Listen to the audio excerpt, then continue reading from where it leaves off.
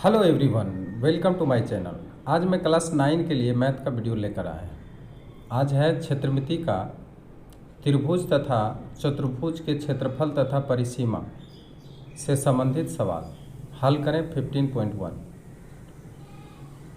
15 number का सवाल देखेंगे कि एक घर के आयताकार बड़े हॉल की लंबाई और चौड़ाई का अनुपात 9:5 दिया हुआ है एवं परिसीमा 140 मीटर दिया हुआ है। तो इस हॉल के फर्श पर 25 सेंटीमीटर मल्टीप्लाई 20 सेंटीमीटर आकार के टाइल्स लगाने की आवश्यकता है। तो प्रत्येक 100 टाइल्स का मूल्य अगर 500 रुपया होता है तो उस हॉल के फर्श पर टाइल्स लगाने में कितना खर्च होगा। तो सबसे पहली बात है कि इसमें लंबाई चौड़ाई का अनुपात दिया हुआ है, ठीक है, और परिसीमा दिया हुआ है। तो इससे हम क्या करेंगे, इसका अलग अलग लंबाई और चौड़ाई निकाल लेंगे, ठीक है। लंबाई चौड़ाई निकाल लेने से इसका एरिया निकल जाएगा। अब एरिया निकल जाएगा तो फिर एक टाइल्स का एरिया निकाल करके उस संपूर्ण हॉल का एरिया में डिवाइड करेंगे तो हमें निकल जाएगा कि उसमें कितना टाइल्स लगेंगे, ठीक है। और उसके बाद हम यहाँ पे मूल्य भी निकाल सकते हैं, ठीक है। तो पहले टाइल्स की संख्या निकाल के फिर इसका मूल्य भी निकाल लेंगे। तो सबसे पहले हम शुरू करते हैं कि एक मान लिया जाए आयताकार आकार का ये हॉल है, ठीक है, ये हॉल है। अब इसमें टाइल्स लगाना है। लंबाई चौड़ाई का अनुपात दिया हुआ है और परिसीमा दिया है। तो देखिए यहाँ पे क्या दिया हुआ है वो हम देखेंगे। सबसे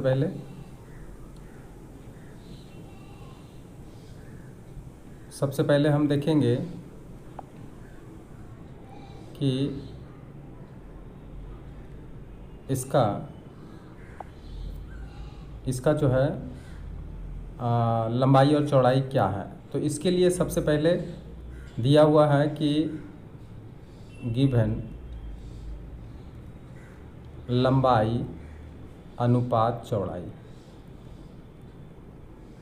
आयताकार हॉल का लंबाई और चौड़ाई का अनुपात कितना दिया हुआ है, 9:5, ठीक है।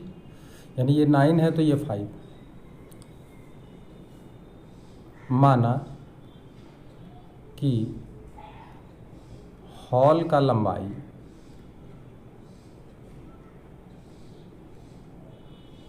बराबर 9x, चूँकि यहाँ तक मीटर दिया है इसलिए यहाँ पे हम मीटर मान सकते हैं, तथा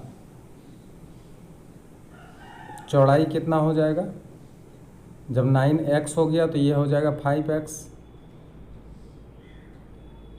मीटर, ठीक है।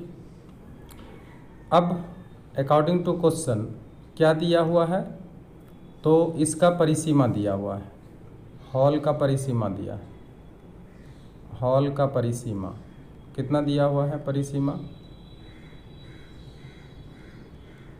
140 मीटर। अब हॉल का परिसीमा जब दिया हुआ है तो इसका जो सूत्र है वो हम बैठा देंगे, L+B = 140। L लंबाई 9x, यहाँ पे बैठा देंगे 2 × 9x प्लस B कितना दिया हुआ है, चौड़ाई 5x = 140। अब यहाँ पे हम देखते हैं कि लंबाई और चौड़ाई कितना आ जाता है, 2 × 14x = 140। x = 140 divided by 2 × 14। इसको अगर हम काट लेते हैं तो कितना आ जाता है, x का वैल्यू 5 मीटर आ जाता है, ठीक है। इसलिए हॉल का लंबाई चौड़ाई अब हम आराम से निकाल सकते हैं। हॉल का लंबाई कितना हो गया, तो हॉल का लंबाई 9x है, तो आपका हो गया 9 × 5 45 मीटर हॉल का लंबाई हो गया। अब हॉल का चौड़ाई भी निकाल लें साथ ही साथ। हॉल का चौड़ाई कितना हो गया 5x, यानी 5 × 5 25 मीटर। अच्छा, लंबाई चौड़ाई अगर निकल गया है तो इसका एरिया भी हम निकाल सकते हैं, ठीक है। इसलिए हॉल का क्षेत्रफल बराबर 45 × 25 वर्ग मीटर। ये हॉल का क्या हुआ, एरिया हो गया, ठीक है। अब इसमें कितना टाइल्स लगेगा, ये जो हॉल है इस हॉल के अंदर कितना टाइल्स लगेगा वो हम कैसे जानेंगे। तो एक टाइल्स जो है यहाँ पे दिया है कि एक टाइल्स का जो यहाँ देखिए, एक टाइल्स का जो मेजरमेंट है वो है 25 सेंटीमीटर और 20 मीटर, ठीक है। यानी एक टाइल्स अगर यहाँ पे जगह छेका जाए एक टाइल्स का, तो ये जगह कितना होगा, तो ये जगह मान लिया जाए इतना सा जगह छेका है, ठीक है। तो ऐसा ऐसा कितना टाइल्स लगेगा ये हमें क्या करना पड़ेगा, निकालना पड़ेगा, ठीक है। ऐसा ऐसा कितना टाइल्स लगेगा ये हमें निकालने की आवश्यकता है। तो इस तरह से एक टाइल्स का कितना है 25 और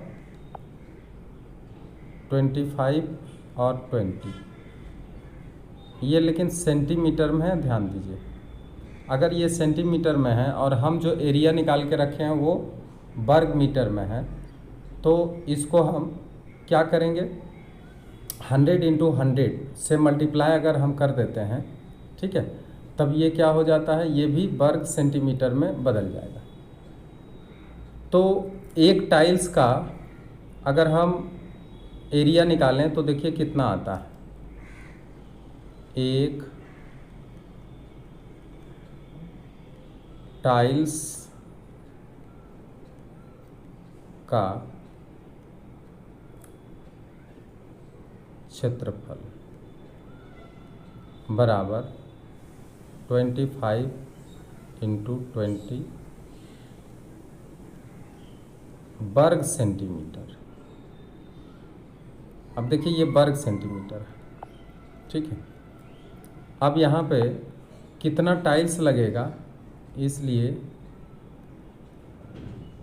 टाइल्स की संख्या बराबर हॉल का क्षेत्रफल, टाइल्स की संख्या, हॉल का क्षेत्रफल डिवाइडेड बाय एक टाइल्स का क्षेत्रफल, ठीक है।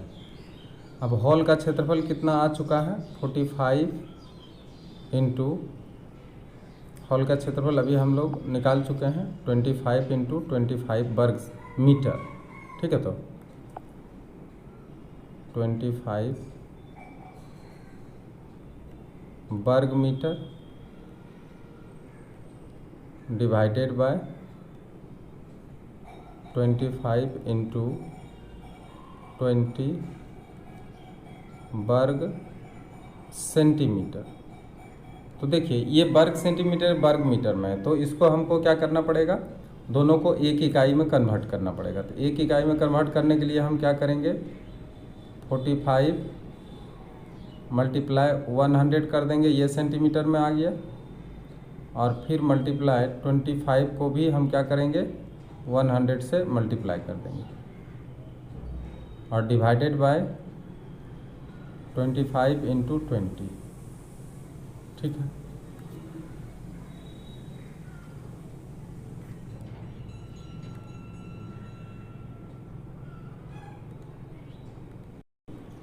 अब क्या है कि इसको हम अच्छी तरह से काटेंगे। ठीक, तो इसको काटने के लिए 25 यहाँ से काट लेंगे। ठीक है, उसके बाद 20 को अगर हम काटें तो 1 0 यहाँ से काट लें और 2 को 5 से काट दें।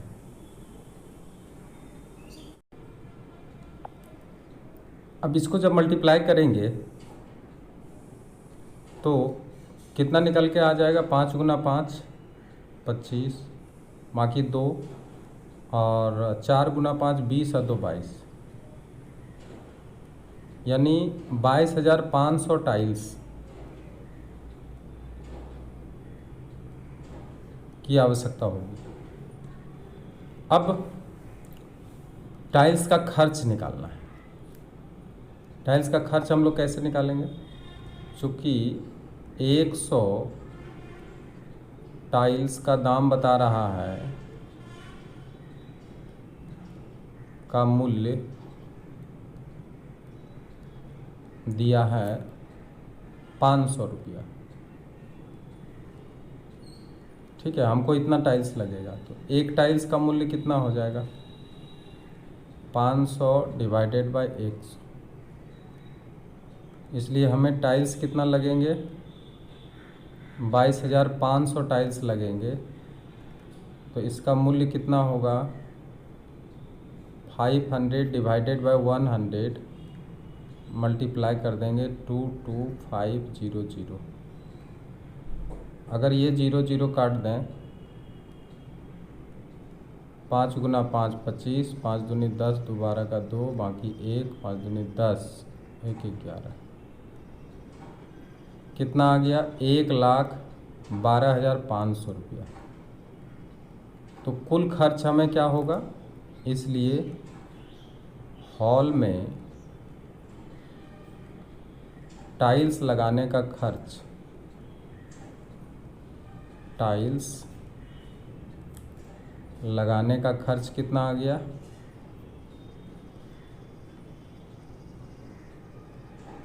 1,12,500 रुपया।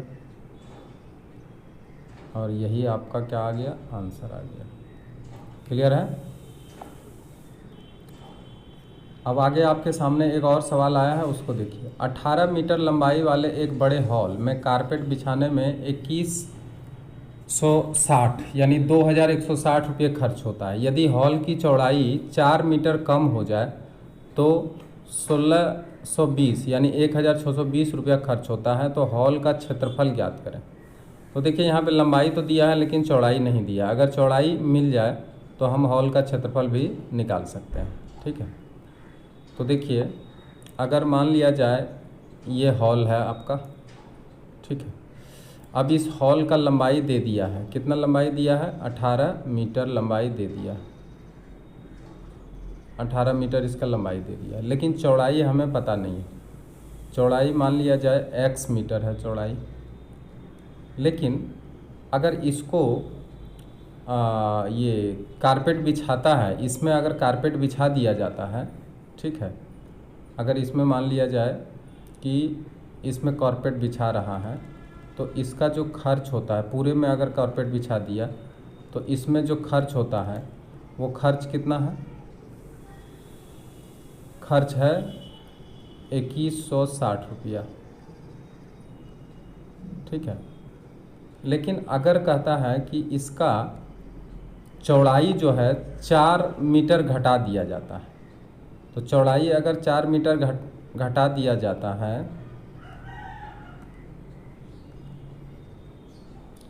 तो इसका बनावट कहीं ना कहीं इस तरह का होगा। लंबाई तो बराबर ही रहेगा लेकिन चौड़ाई इसका क्या हो जाएगा? घट जाएगा। ठीक है, तो लंबाई इसका 18 का 18 ही रह गया। लंबाई क्या है? 18 का 18 रह गया, लेकिन चौड़ाई 4 मीटर घट गया। तो बोलिए 4 मीटर अगर घटा तो x माइनस 4 मीटर हो जाएगा ये वाला। अब इसके अंदर अगर कारपेट बिछाता है तो इसको अब कितना खर्च होता है? अब खर्च होता है इसको मात्र 1,620 रुपया खर्च होता है। तब कहा गया है कि ये जो पहले वाला है इसका एरिया कितना होगा, पहले वाला का एरिया पूछ रहा है। क्लियर? तो देखिए, अगर पहली स्थिति में देखें, यानी पहला वाला जो एरिया है पहली स्थिति में,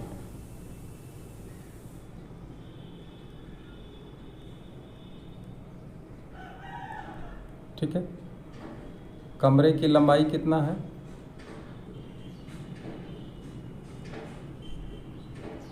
18 मीटर।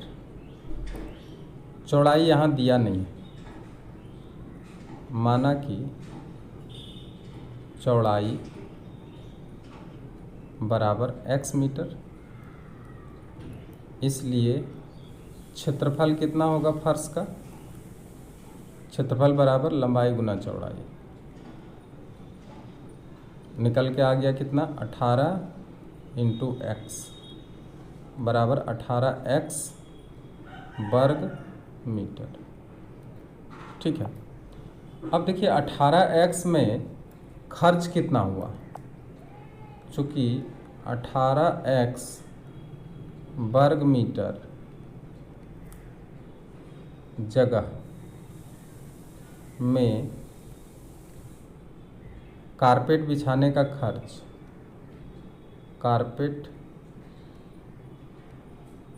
कारपेट लगाने का खर्च कितना हुआ, लगाने का खर्च कितना हुआ, 2160 रुपया। तो अब बताइए, 1 वर्ग मीटर कारपेट अगर खरीदेंगे, चूँकि सेम कारपेट लगा रहा है, तो 1 वर्ग मीटर जगह में कारपेट बिछाने का खर्च कितना होगा, तो 2160 डिवाइडेड बाय 18x रुपया। ठीक है, अच्छा, फिर अब दूसरी स्थिति में क्या हो रहा है कि दूसरा वाला जो कमरा है उसका एरिया निकालना पड़ेगा। दूसरी स्थिति में कमरे का लंबाई तो सेम बता रहा है, कमरे का लंबाई कितना है, सेम है, यानी 18 मीटर ही है। लेकिन चौड़ाई यहाँ पे अब की बार क्या हो गया, तो चौड़ाई अब की बार पहले की अपेक्षा 4 मीटर क्या हो गया, कम हो गया, यानी x पहले था तो अभी x माइनस 4 मीटर हो गया। इसलिए अब क्षेत्रफल कितना हो जाएगा फर्श का, घट जाएगा, यानी 18 मल्टीप्लाई x माइनस 4 वर्ग मीटर हो जाएगा।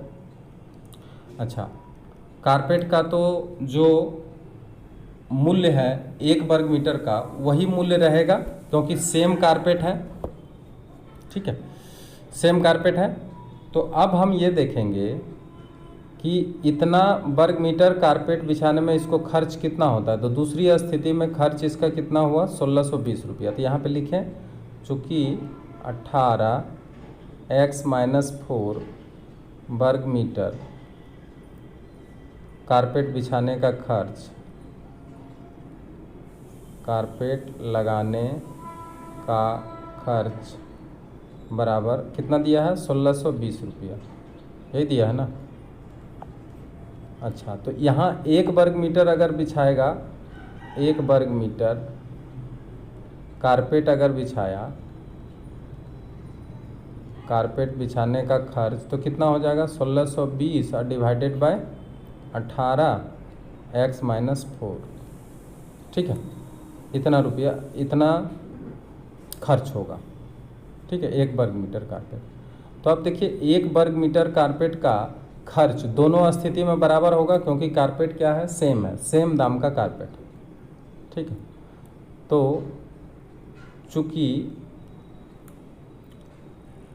2160 डिवाइडेड बाय 18x इक्वल हो जाएगा 1620 डिवाइडेड बाय 18x माइनस 4। ये चूँकि इक्वेशन बराबर हो जाएगा। क्यों बराबर होगा, क्योंकि 1 वर्ग मीटर ये कारपेट का दाम है, तो ये भी 1 वर्ग मीटर कारपेट का दाम है। इसलिए दोनों स्थिति में क्या होगा, दोनों का मूल्य बराबर होगा। ठीक है, इसको काट लेते हैं, इसको भी काट लेते हैं, इसको काट लीजिए, छः दो आठ एक 9, 6 2 8 1 9, 9 से काट लीजिए। 9 दूनी 18, 9 चौक 36, 9 एकम 9, फिर आएगा 9 8 72। अब 9 से नहीं कटेगा, 6 से काटिए। 6 चौक 24, 6 8, इस तरह से काट लिए हैं। अब क्या मिलेगा बोलिए? 4/x is equal to 3/x minus 4, 4x minus 16 is equal to 3x, और 4x minus 3x is equal to 16, और x इजकल टू 16 मीटर। तो अब देखिए, जो प्रारंभ में कमरे का जो चौड़ाई था वो 16 मीटर था। अतः कमरे की चौड़ाई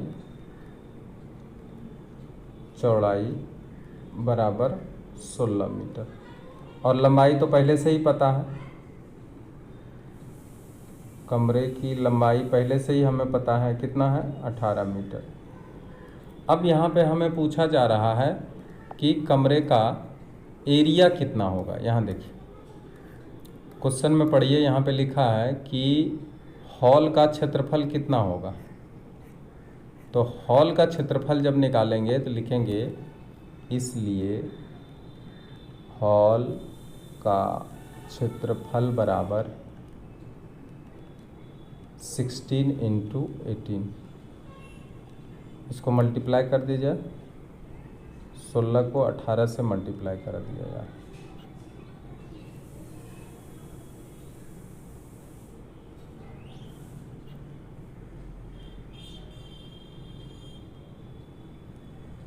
तो इसका एरिया कितना निकल के आ गया? 288 वर्ग मीटर, और यही क्या हो गया? आंसर। तो इस तरीके से हम लोग देख लिए कि कमरे का क्षेत्रफल कितना हो गया, तो 288। अगर ये वीडियो आपको पसंद आया हो तो इसे सब्सक्राइब ज़रूर करिए, और जो